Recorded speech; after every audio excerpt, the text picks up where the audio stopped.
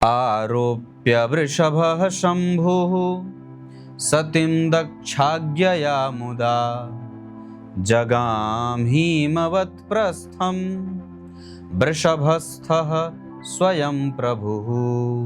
प्रिय दर्शकों नमस्कार, एक बार फिर से उपस्थित हूँ आप सबके सामने आज के इस महत्वपूर्ण विषय में, जिसमें हम आपसे चर्चा करने वाले हैं बाकी के जो 6 महीने बचे हैं इस वर्ष को बीतने में। मतलब जुलाई, अगस्त, सितंबर, अक्टूबर, नवंबर और दिसंबर, इन 6 महीनों में राहु देव जाते जाते क्या कुछ आपके जीवन में किस तरीके का परिवर्तन और बदलाव करने वाले हैं। आज का कार्यक्रम इस विषय पर ही केंद्रित रहेगा। और आप जानते हैं कि गोचर से संबंधित मैं जो कार्यक्रम बनाता हूं वो 3 हिस्सों में विभाजित होता है। इस कार्यक्रम के पहले हिस्से में मैं आपसे बात करूंगा कि जन्म कुंडली के दशम स्थान के स्वामी अगर कुछ विशिष्ट भावों में बैठ जाते हैं तो व्यक्ति को बहुत ही जल्दी धनवान बना देते हैं। और ये जो सूत्र होगा दशम भाव से संबंधित दशमेश का, ये लग्न, नवांश और दशमांश प्रत्येक वर्ग चार्ट पर समान गति से लागू होगा। और कार्यक्रम के आरंभ में मैंने जो श्लोक पढ़ा है उसका अर्थ अंतिम में बताऊंगा। अगर मान लीजिए 2 मिनट के लिए मान लेते हैं कि ये किसी की कुंडली है और इसमें दशम स्थान के स्वामी जो भी बनते हों, अब किन किन भावों में दशम स्थान के स्वामी व्यक्ति को बहुत तीव्र गति से, और तीव्र गति से ही धनवान ही नहीं अपितु अपने कुल खानदान में सबसे ज्यादा धनवान और बहुत जल्दी धनवान बनाने वाला योग लगा देते हैं, है ना। तो इसकी बात करते हैं। अगर दशम स्थान के स्वामी नवम भाव में विराजमान हैं तो ये आपको सबसे जल्दी धनवान बनाएंगे, क्योंकि ये महत्वपूर्ण राजयोग बनेगा जिसे केंद्र त्रिकोण राजयोग कहा जाता है। सिर्फ भावों का संबंध हो जाए, और ये सिर्फ ग्रह का संबंध नहीं होगा अपितु भावों का भी संबंध होता है ना। कि ग्रह जो है वो एक भाव का स्वामी था, दूसरे में बैठा, तो ये ग्रह ही खाली नहीं बैठा है अपितु उसके परोक्ष जो और संबंध बना वो ये भी बन गया। जैसे विवाह जो होता है वो 2 लोगों का होता है,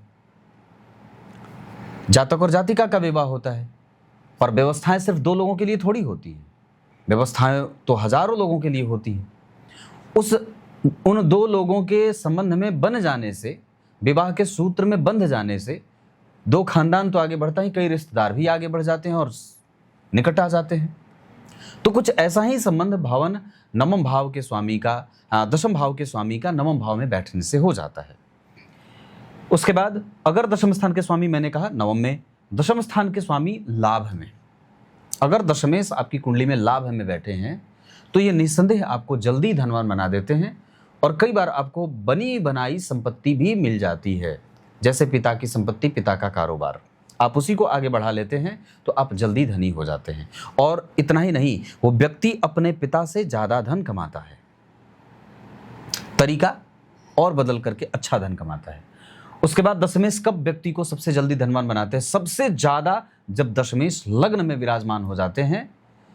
नवम, एकादश और लग्न, अगर लग्न में बैठे हैं तो व्यक्ति सौभाग्यशाली होगा। बस अंतर इतना होगा यहाँ कि वो अपने पराक्रम से धन कमाएगा, वो पिता के कारोबार में उतनी उसकी दिलचस्पी या रुचि नहीं रहेगी, वो स्वयं अपना काम करना चाहेगा। तो दशम स्थान के स्वामी जब लग्न में विराजमान होंगे ना तो व्यक्ति को सबसे जल्दी धनवान बनाते हैं।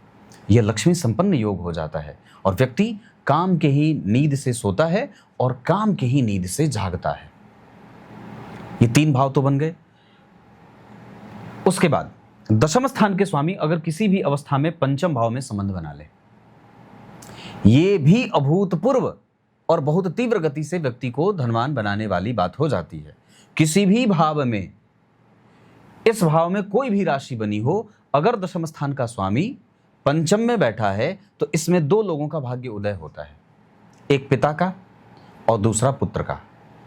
अगर पुत्र की कुंडली में ये योग उपस्थित होगा तो पिता के लिए भी भाग्यशाली होगा, और अगर पुत्र के कुंडली में ऐसी कोई बात लागू होगी तो वो पिता के लिए भाग्यशाली होगी। पिता की कुंडली में होगा तो उसके लिए भी लाभ, मतलब दोनों को ये लाभ दे जाता है, स्वयं के लिए भी फायदा और पिता के लिए भी फायदा। ऐसा कई बार होते देखा गया है कि जब दशम स्थान के स्वामी पंचम स्थान में बैठ जाते हैं तो जैसे ही उस जातक का जन्म होता है पिता का भाग्य उदय हो जाता है। बहुत गहरी बात है।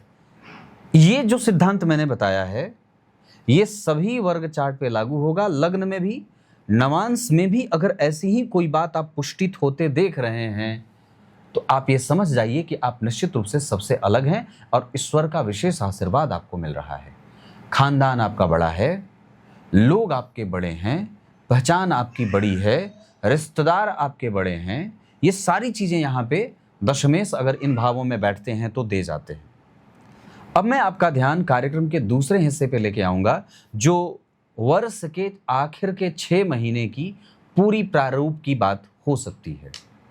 शुरू करते हैं आज का मूल कार्यक्रम, जहां बात करेंगे 5 दिसंबर 2026 तक राहु देव का कुंभ राशि में परिवर्तन, मतलब कुंभ राशि तक की यात्रा। उसके बाद वो मकर राशि में जाएंगे, जिस पे आगे मैं आने वाले दिनों में चर्चा करूंगा।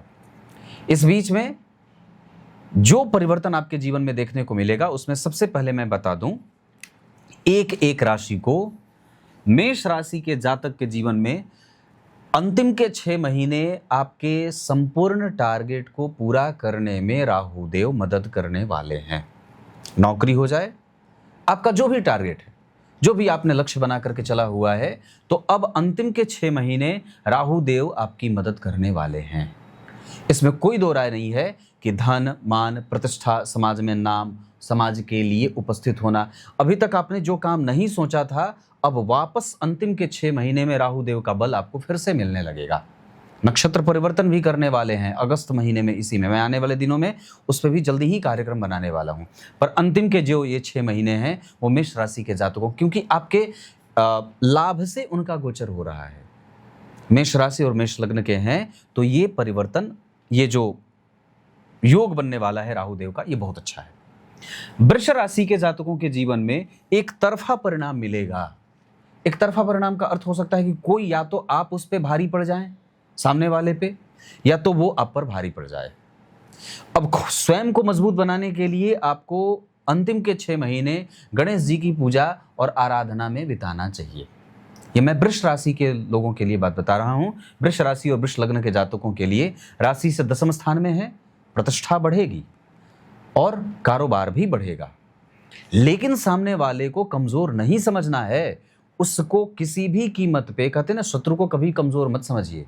तो आपके साथ जो लोग काम कर रहे हैं, कई बार आपका क्रेडिट लूज करके उसके पास ना चला जाए, या बॉस का बहुत ज्यादा ध्यान आकर्षण आपसे हटकर उस पर ना चला जाए। इस वजह से अंतिम के 6 महीने बहुत अच्छे तरीके से बिताने की आवश्यकता होगी। उसके साथ अपने पैतृक संपत्ति की सुरक्षा करनी होगी। फिर क्या कहा, आपको आपके घर के माहौल को ठीक करने का अंतिम में दबाव बनेगा। कहीं टारगेट पूरा करने के चक्कर में और नौकरी बचाने के चक्कर में परिवार पे आपका मन और ध्यान कम ना जाए, इसका समझना होगा इसको। उसके बाद किसी भी स्थिति में अपने शत्रु को कमजोर नहीं समझना होगा, क्योंकि राशि से 10वें स्थान में गोचर करेंगे तो आपके शत्रु भाव पर इनकी दृष्टि जाएगी, आपकी कुंडली के 6वें भाव पर इनकी दृष्टि जाएगी, जो होगा जन्म कुंडली का तुला राशि। तुला राशि पर उनकी दृष्टि जाएगी वृष राशि से तुला राशि पे। वृष राशि वालों के लिए तो शत्रु को कभी भी कमजोर नहीं समझना है। साथ ही साथ अगर व्यापारी हैं तो निस्संदेह ये आपको अच्छा फायदा दे जाएगा। व्यापारियों के लिए, जो वृष राशि के लोग हैं, राहु देव का नुकसान नहीं मिलेगा। नौकरी, विशेषतया जो प्राइवेट सेक्टर में जिनकी नौकरी पे प्रायः आए दिन कोई ना कोई छटनी वटनी का प्रेशर बढ़ता रहता है, तो वृष राशि के जातकों को यहाँ ध्यान देना होगा। गणेश जी की पूजा करिए, आपको बहुत फायदा होगा। मैं पक्के तौर पर बात करता हूँ। मिथुन राशि के जातकों को संतान सुख में वृद्धि हो सकती है। राशि से 9वें स्थान में गोचर कुंभ राशि को अपनी राशि मानते हैं, और मिथुन राशि के जातकों के लिए राशि पर उनकी दृष्टि है, मतलब आप सेंटर में हैं, उन पर उनकी दृष्टि आपके ऊपर है। तो ये भाग्य में जब गोचर करेंगे, भाग्य भाव से अंतिम के 6 महीने का गोचर जो इनका होगा, ये आपके धन, मान, प्रतिष्ठा, संतान, यात्रा, तीर्थ यात्रा, बहुत अच्छे जगह पे यात्रा हो जाएगी, है ना। हाँ, पर एक बात जरूर है कि मिथुन राशि के जातकों को थोड़ा बहुत मानसिक तनाव भी दे सकते हैं, थोड़ा प्रेशर भी हैंडल करना सीखना होगा। फिर क्या कहा, जिस पे आप 100% विश्वास करते थे, कई बार उसका विश्वास आप पर नहीं है। आप तो कर रहे हैं पर वो आप पे विश्वास नहीं कर रहा। तो ये जो बात होगी, ये मिथुन राशि के जातकों को समझ में आएगी। मिथुन राशि के जातकों के लिए आपके पराक्रम भाव पर उनकी दृष्टि जा रही है, जहां पहले से ही केतु देव विराजमान है। इस वजह से व्यक्ति मेहनत बहुत करेगा और एक बात और भी होगी कि जिस विषय वस्तु पर या जिस लक्ष्य को प्राप्त करने के लिए वो अपनी यात्रा शुरू करेगा, उसको निश्चित रूप से अंतिम के 6 महीने राहु देव का बल उसे मिलने वाला है। साथ ही साथ आपके पंचम भाव पर भी उनकी दृष्टि है। मिथुन राशि के जातकों के लिए प्रेम संबंधों में कड़वाहट ना हो, इसका ध्यान रखिएगा, क्योंकि सामान्यतः थोड़ा बहुत ज्यादा दूर जाने का अंतर नहीं होगा, पर खोया हुआ प्यार तो कम से कम मिल ही जाएगा। पर जो एग्जिस्टेंस है अभी संबंधों में, जो बना हुआ है, जो संबंध अभी बरकरार हैं, उसमें दूरी ना बने, इसका ध्यान हमें थोड़ा बहुत रखना होगा। तो ये मिथुन राशि के बारे में मैंने बात कही है। कर्क राशि के जातकों को हेडेक होगा, और ये कई बार आपको नीचे से उठा करके ऊपर से नीचे ला करके पटक सकते हैं। कर्क राशि के जातकों के लिए राशि से अष्टम स्थान में राहु का गोचर होगा, ये ठीक नहीं है। आपको सावधान होना होगा, बहुत संजीदगी से निवेश करना होगा, व्यापार को समझना होगा, धन को सही जगह पे लगाने का प्रेशर बढ़ेगा, दिनचर्या आपकी प्रभावित हो सकती है, व्यापार में नुकसान भी संभवतया हो सकता है। अंतिम में जो विषय आप जिसमें सबसे ज़्यादा विश्वास कर रहे थे कि हाँ इतना है, इतने में तो कर लूँगा, हो सकता है कि वो हाथ से फिसलती हुई भी नजर आ जाए। इस वजह से भगवान, अगर आप कर्क राशि कर्क लग्न के हैं तो ये राहु देव का गोचर आपके धन को सही जगह पे कई बार खर्च नहीं करने का कारण बन सकता है। बेवजह की अटकलों में आपका दिमाग जाता रहेगा, आसपास पड़ोस में ऐसे कई कुछ घटनाएं घट जाएंगी जिसके कारण आपका काम प्रभावित हो सकता है। व्यय पर नियंत्रण रखना होगा। कोर्ट केस कचहरी का मामला जो है उसको जितनी जल्दी हो सके सुलह करा लीजिए, आगे बढ़ जाइए। किसी से मतभेद मत करिए कि मामला बहुत ज्यादा पेचीदा हो जाए और नुकसान की स्थिति में चला जाए, ये ठीक नहीं होगा, क्योंकि 12वें भाव पर उनकी दृष्टि पड़ेगी, आपके पैतृक संपत्ति भाव पर भी उनकी दृष्टि पड़ेगी, है ना, और साथ ही साथ आपके सुख भाव पर भी उनकी दृष्टि पड़ेगी। कर्क राशि के लिए सुख भाव पर उनकी दृष्टि जाएगी, इस वजह से यहाँ कई बार गृह क्लेश का कारण बनेगा। पत्नी एक तरफा आप पे शिकायत कर सकती हैं, परिवार के लोग आप पे एक तरफा शिकायत कर सकते हैं, आप लाख दे रहे हैं फिर भी कई बार लोग आपसे किरकिर तो होता रहेगा। ऐसा ना हो, इस वजह से अपना प्रभाव बना करके रखने के लिए गणेश जी की पूजा करिए, काल भैरव की पूजा करिए, काल भैरव मंदिर का दर्शन करिए, शिव जी को आराधित करिए, शिव जी आराध्य देवता हैं, सूर्य जी की पूजा करिए, रुद्राक्ष वगैरह हो सकता है तो धारण करिए। ये कर्क राशि को करना होगा। सिंह राशि के जातकों के लिए ये परिवर्तन जो राहु का हो रहा है, मतलब परिवर्तन बोल रहा हूं, मतलब ये जो गोचर है अंतिम का 6 महीना, ये बहुत ही बेहतरीन परिणाम देगा, चाहे आपके व्यापार के लिए, चाहे आपकी दिनचर्या के लिए, चाहे पड़ोसियों के साथ संबंध के लिए। किसी भी स्थिति में सिंह राशि के जातकों के लिए राहु देव अंतिम के 6 महीने बहुत ही बेहतर और संतुलित परिणाम करने वाले हैं। कुछ अच्छे लोगों से मित्रता बढ़ेगी, अनुभव अच्छा होगा, शानदार अनुभव जिएंगे, वैवाहिक सुख, विवाह होने की बातें चलेंगी, प्रेम प्राप्त होने का योग बढ़ेगा और नए मित्र बनेंगे। विपरीत स्थितियों से खुद को निकालने में आप महारथी हो जाएंगे। ये बात मैंने सिंह के लिए कही है, मतलब इनके लिए ये जो अंतिम के 6 महीने बचे हुए हैं ये बहुत ही उत्तम पक्षों का निर्धारण करेंगे। कन्या राशि के जातकों के लिए ये जो गोचर है वो एक तरफा आपके जीवन में परेशानी देगा, इसमें कोई दो राय नहीं है, लेकिन जीत भी आपकी ही होगी, जीत आपकी ही होगी। बीमारी में पेट, स्वास्थ्य में पेट कमजोर हो सकता है, ये बात याद रखिए। और सिंह राशि के लिए तो भाई बहनों का भी सुख बढ़ेगा, भाई बहन, माता पिता, इष्ट मित्र, सगे संबंधी, दाम्पत्य प्रेम, सब कुछ सिंह राशि वालों का अच्छा है। जबकि कन्या राशि वालों को स्वास्थ्य में परेशानी दे सकते हैं, बेवजह की बातें होंगी जिसके कारण दिमाग में भ्रम बढ़ेगा, अचानक से धन की हानि हो सकती है, कई बार रखा हुआ पैसा भी खाना पड़ सकता है। और जो प्लानिंग आपने सेट कर रखी थी अभी तक नहीं हुआ है तो अंतिम पूरा करने की भरपूर कोशिश करिए, नहीं तो अगर ये वर्ष निकल गया तो फिर दिक्कत होगी। फिर आपकी राशि से पंचम स्थान में आ जाएंगे, थोड़ा लाभ तो देंगे लेकिन उतना नहीं। इस वजह से कोशिश करिए कि आपका साहस बल कम ना पड़े और आप अपने आप को कमजोर महसूस भी ना करें, और परिस्थिति को समझते हुए अपने आप को संवार लें, बिगड़ने ना दें। देवी मैया की पूजा करिए, देवी कवच का पाठ करिए, श्री सूक्त का पाठ करिए, बजरंग बली के हनुमान चालीसा, सुंदरकांड का पाठ करिए। ये कन्या राशि को मैंने बताया है। तुला वालों के लिए भी ये उत्तम परिणाम देने वाले बनेंगे। अंतिम के 6 महीने राहु देव तुला राशि, तुला लग्न के जातकों के लिए धन, वैभव, पुत्र, पुत्री, दाम्पत्य, परिवार, नौकरी, स्वास्थ्य, दिनचर्या और क्रेडिट मिलना। मतलब जो भी आप मेहनत करेंगे उसका फल राहु देव देने वाले बन रहे हैं, क्योंकि भाग्य भाव पर उनकी दृष्टि जा रही है, आपके पराक्रम भाव पर उनकी दृष्टि जा रही है और आप पर भी उनकी दृष्टि है। मतलब आप सेंटर में हैं, राहु देव का फोकस आप पे है। इस वजह से ये कहीं ना कहीं आपके धार्मिक यात्राओं के कारक बनेंगे। कुछ छोटे आपके जो अनुज हैं, छोटे भाई बहन, उनसे भी फायदा होगा। फिर उसके बाद आपके पराक्रम में अभूतपूर्व सकारात्मक बदलाव भी होगा, जो बहुत ही श्रेष्ठ होगा। तो कुल मिलाकर के तुला राशि, तुला लग्न के जातकों के लिए ये जो अंतिम का 6 माह रहने वाला है, ये जुलाई से लेकर के और दिसंबर तक बहुत अच्छा रहने वाला है। वृश्चिक वालों के गृह क्लेश में वृद्धि हो सकती है, इसमें कोई दो राय नहीं है। रोगों की वृद्धि हो सकती है, घर परिवार में कलह का वातावरण हो सकता है, नुकसान में जाए। कई बार घर के जो वृद्ध बुजुर्ग हैं उनका स्वास्थ्य आपको परेशान करेगा और कई बार नुकसान की स्थिति भी दिखाई दे रही है। वृश्चिक राशि, वृश्चिक लग्न के जातकों को घर में कलह का वातावरण नहीं बनने देना चाहिए। इस बीच में कुछ लाभ जमीन जायदाद से संबंधित भी मिलेगा, है ना। इसका फायदा वृश्चिक राशि, वृश्चिक लग्न वालों को आमदनी की वृद्धि भी होगी और धीरे धीरे जीवन के मार्ग भी मिलते जाएंगे। जो अस्पष्टता अभी तक बनी हुई थी, अब वो बिल्कुल क्लियर होती जाएगी, क्योंकि राशि से चौथे भाव में गोचर कभी खराब नहीं होता है। तो यश, पराक्रम और जो एक भ्रम अभी तक जाल फैला हुआ था, चाहे विवाह को लेकर के, चाहे संबंधों को लेकर के, माता पिता को लेकर के, भाई बहन को लेकर के, रिश्तेदारों को लेकर के, वो जो चीज़ है कारोबार को लेकर के, वो बिल्कुल ही स्पष्ट होगा और निस्संदेह ये बहुत ही बेहतर परिणाम देंगे।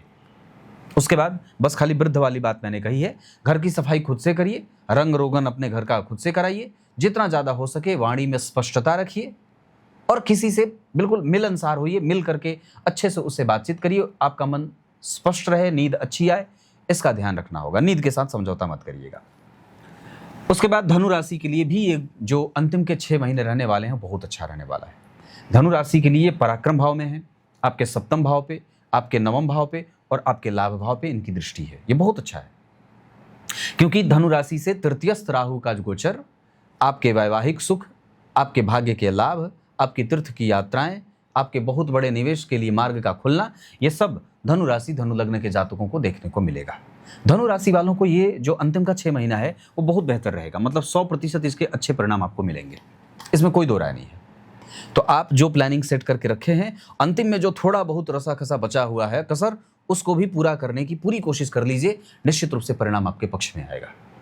लाभ होगा, विवाह होगा, संतान की प्राप्ति होगी, नए अवसर प्राप्त होंगे, नौकरी में प्रमोशन होगा, तीर्थ यात्रा हो, ऊंची शिक्षा हो, विदेश यात्रा हो, ये सारे मार्ग खुलेंगे जो बंद पड़े थे अभी तक, और भी ज्यादा। अंतिम में राहु देव का जो प्रभाव होगा वो बहुत ज्यादा लाभ देगा।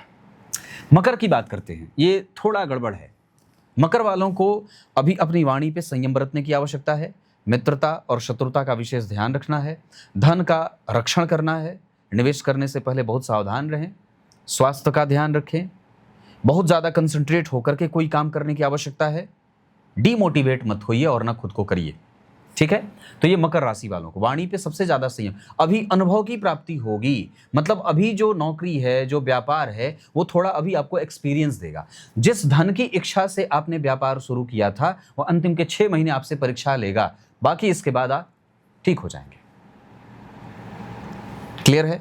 राशि पे आएंगे तो थोड़ा बहुत भ्रम रहेगा फिर भी, लेकिन मैं ये बात जरूर कहता हूं कि अंतिम का 6 महीना है, इसको किसी तरीके से बहुत अच्छे तरीके से अपने आप को आगे बढ़ा करके काट लीजिए। अगर हो सके तो शिव जी की पूजा कर दीजिए, मंदिर धो दीजिए, शिव जी को मंदार के पुष्प की माला अर्पित करिए, शहद अर्पित करिए, चावल के दाने सफेद पोटली में चावल को रख करके सफेद कपड़े में शिव जी पे अर्पित करिए। ये मकर वालों के लिए। कुंभ वालों के लिए तो आप सेंटर में हैं ही, आप ही पे बैठे हैं। 6 महीने तक आपको संपूर्ण वो सब कुछ दे जाएंगे जो आपने अभी तक नहीं सोचा था या जो सोचा था। संपूर्ण लाभ के योग कुंभ राशि के जातकों को मिलेगा। धन, वैभव, सुख, सौख्य, यश, मान, प्रतिष्ठा, संतान, प्रेम, नौकरी, विवाह, ये सारे सूत्र कुंभ राशि के जातकों को मिलने वाला है। पंचम भाव पे देखेंगे आपके सप्तम भाव को देखेंगे और आपके नवम भाव पे उनकी यात्रा जा रही है, दृष्टि जा रही है। इस वजह से यहाँ पे बहुत ही बेहतरीन संतुलन बनाते हुए राहु देव आपको बहुत बेहतर परिणाम करने वाले हैं। मतलब ये आखिरी के जो 6 महीने हैं वो आपके बहुत अच्छे बीतने वाले हैं। मीन वालों के लिए गड़बड़ है, रखा हुआ पैसा खाना पड़ सकता है, व्यय एक्स्ट्रा हो सकता है, ऋण में जा सकते हैं, कोर्ट केस कचहरी का मामला आपको परेशान कर सकता है। बेवजह के लड़ाई झगड़े से अपने आप को बचाने की आवश्यकता होगी। किसी से सफाई सुनने की आवश्यकता नहीं है। जो चतुर्थ वर्गीय कर्मचारी है उनसे सावधान रहें। घर की सुरक्षा की जो स्थिति है उसकी थोड़ी बढ़ा दीजिए, घर में सुरक्षित माहौल हो इसका ध्यान रखिए। मीन राशि वालों को विदेश यात्रा में लाभ तो होगा पर व्यय भी होगा। हो सकता है 2 से 3 बार आपको टिकट जो है वो कटवाना और कैंसिल करना पड़े। इस वजह से यात्रा होगी पर उसमें थोड़ी बहुत कष्ट की स्थिति भी बन रही है। मतलब पूरी प्लानिंग अच्छे से हो तब तक, मतलब बार बार जो है वो बीच में कोई कटपिट ना हो, इसका ध्यान रखना होगा।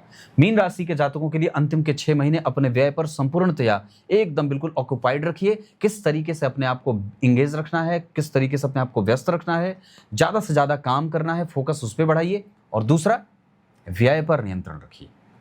क्लियर है? मित्रों से बचिए, गलत कंपनी से बचिए। मीन राशि के जातकों को अगर हो सके तो सूर्य की आराधना करनी चाहिए। जितना ज़्यादा हो सके गणेश जी की पूजा भी आप कर सकते हैं।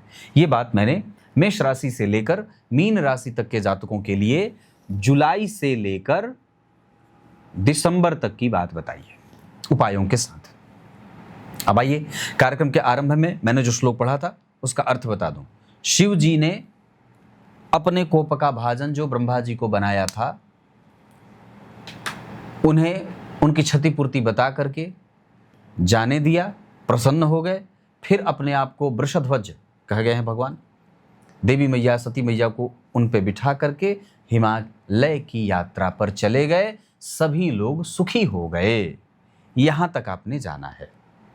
कुछ इसी तरीके से आज के इस महत्वपूर्ण ज्योतिषीय कार्यक्रम का समापन करते हैं। तब तक के लिए बहुत बहुत नमस्कार।